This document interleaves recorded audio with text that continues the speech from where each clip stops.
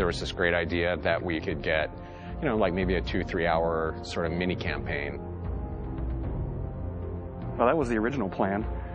Not quite what happened, but we pretty much ended up making a full game. The game gets more and more ambitious, and then next thing you know, it's not like anything you've worked on before. We knew that we wanted to keep what was great, that people loved about the Halo experience, that 30 seconds of fun over and over again. We knew we had to preserve that, but at the same time give it an ODST spin. We wanted to try something that we'd never done before, and I think that means breaking the mold of what people expect from Halo. Here's an engine, here's a story, you got a year, go.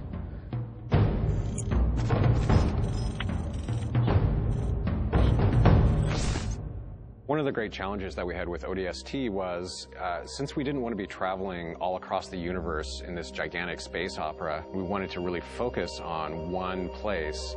The hub was the single most technical thing that we've ever accomplished in the Halo engine. There was a lot of work done to try to come up with smart ways that we could build the city. It's definitely the biggest environment that we've made in any Halo game.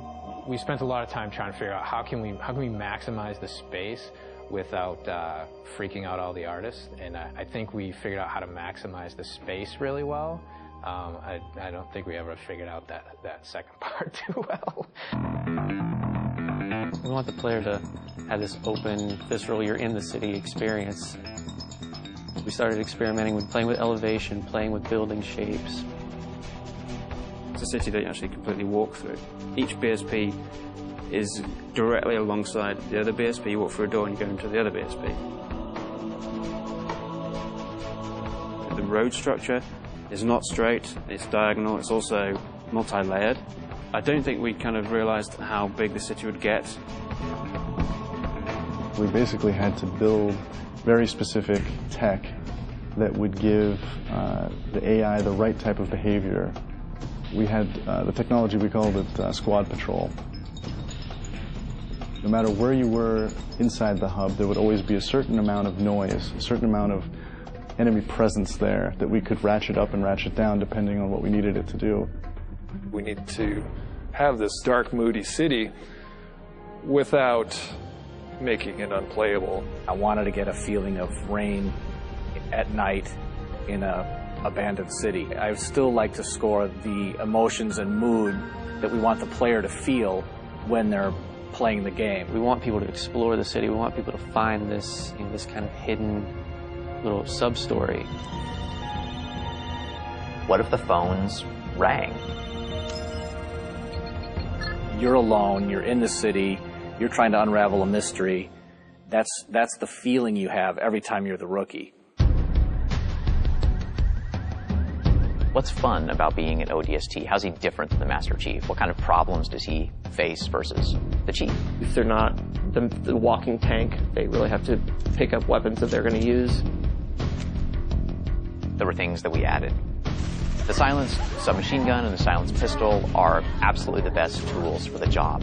Something the ODSTs have that Spartans actually don't. Silenced weapons at night, they feel cool, they look awesome, they're really sweet to use.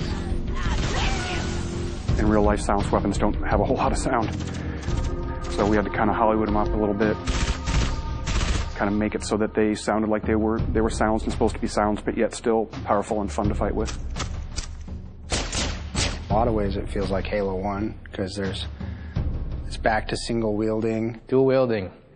Paul doesn't like dual wielding, so we cut it. Visor mode is really cool, and it evolved a lot. There were versions that looked really great for the art, but yeah, maybe they didn't do such great things for the design. It affected how we lit something. We'd make this building, and it looked great, and we thought it was fine. And you turn on the visor mode, and you realize that's really just a square. But it also has the advantage of really showcasing the depth of our scenes. Put on visor mode, and then the whole environment reveals its secrets to you.